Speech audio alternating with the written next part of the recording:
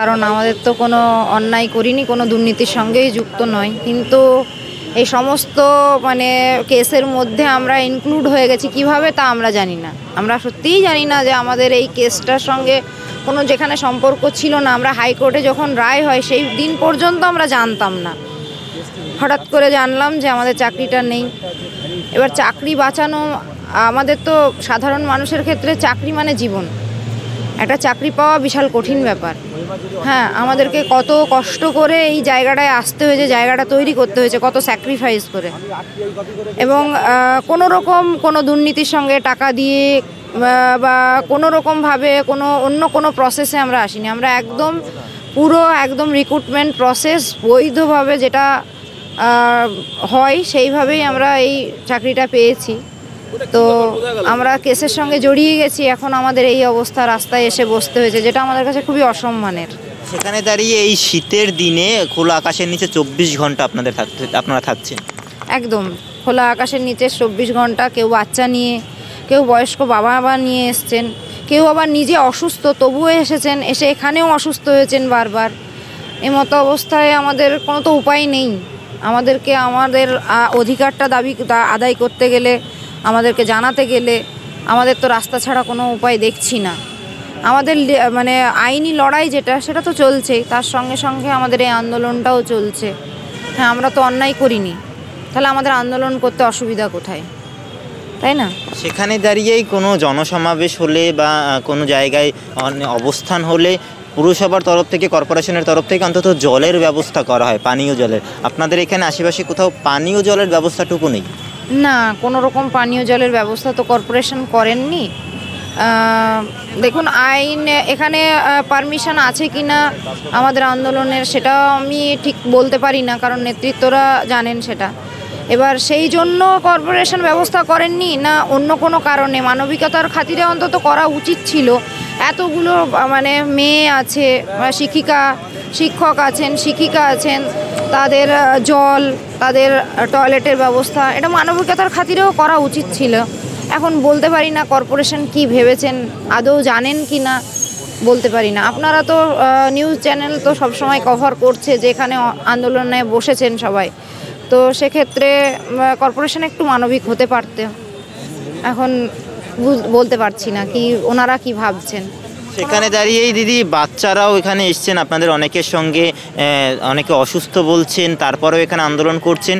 কিন্তু একটা টয়লেট, আপনারা 24 ঘন্টা থাকছেন, সারা রাত এই শীতের মধ্যে থাকছেন, একটা টয়লেটের ব্যবস্থা নেই, একটা অ্যাম্বুলেন্সের আলাদা করে ব্যবস্থা নেই কেউ অসুস্থ হয়ে গেলে তাকে নিয়ে যাওয়ার জন্য।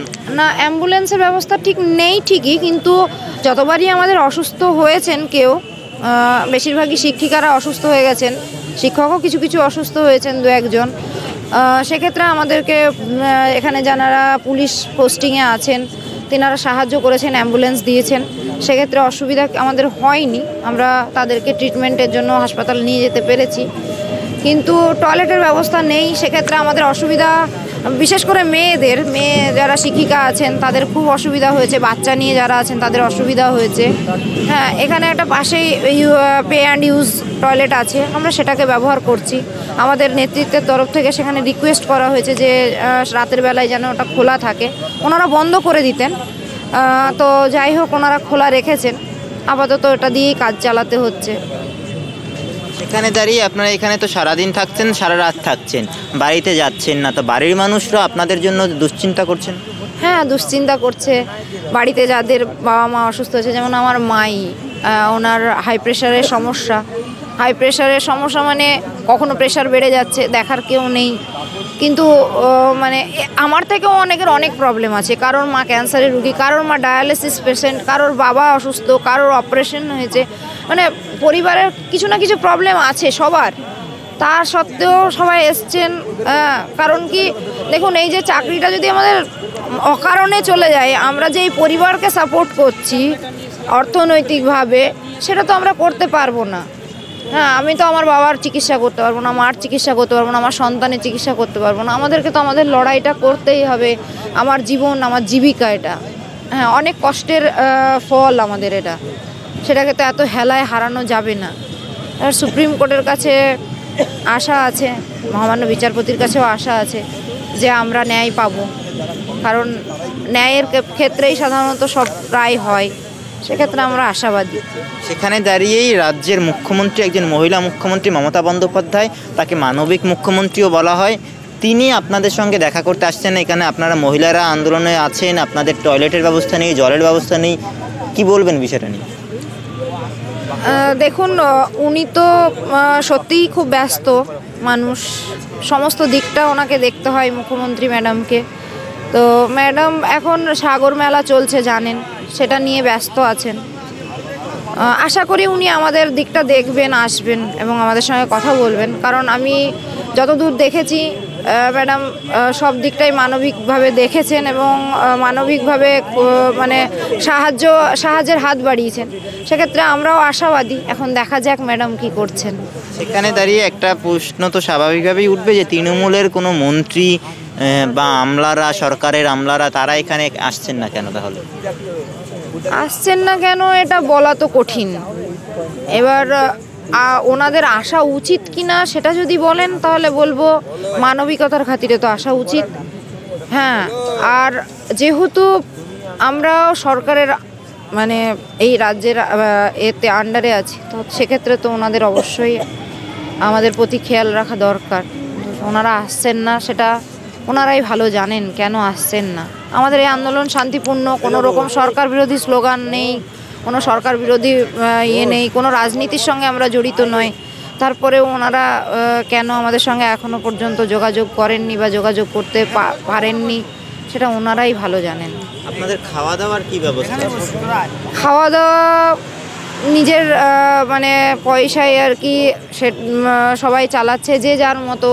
কেউ সারাদিন চা বিস্কিট মুড়ি খেয়েই থেকে যাচ্ছে, কেউ পাশের হোটেলে যাচ্ছে ভাত খেয়ে আসছে, কেউ বাড়ি থেকে খাবার আনছে, এইভাবেই চলছে। এই দুশ্চিন্তার মধ্যে খেতে ইচ্ছা করছে।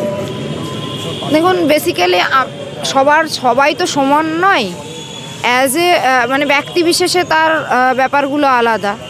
হ্যাঁ, বেসিক্যালি আমার কথা যদি পার্সোনালি বলেন তাহলে আমি বলবো আমি তো সারাদিন চা খেয়েই চালিয়ে দিই, মানে সত্যিই খেতে ইচ্ছে করে না, আর খাওয়াটা হয়ও না সেইভাবে। এই এত টেনশনের মধ্যে ঠিক খাওয়াটা হয়ে ওঠে না, কোনো রকম আর কি দিন চলে যায়। কিভাবে দিন চলছে, কিভাবে রাত যাচ্ছে নিজেও জানি না। আর কতদিন করবেন এরকম? আবার পরবর্তী ডেট দিয়েছে 27 তারিখ সুপ্রিম কোর্ট থেকে। এবার এই ধর্ণা মঞ্চটা আদৌ 27 তারিখ পর্যন্ত চলবে কি না সেটা আমাদের নেতৃত্বের যারা আছেন, যে দাদারা আছেন, তারা ঠিক করবেন। তারা সুপ্রিম কোর্টে আছে আর কি, শুনানিতে ছিলেন, ওখানে অংশগ্রহণ করেছেন।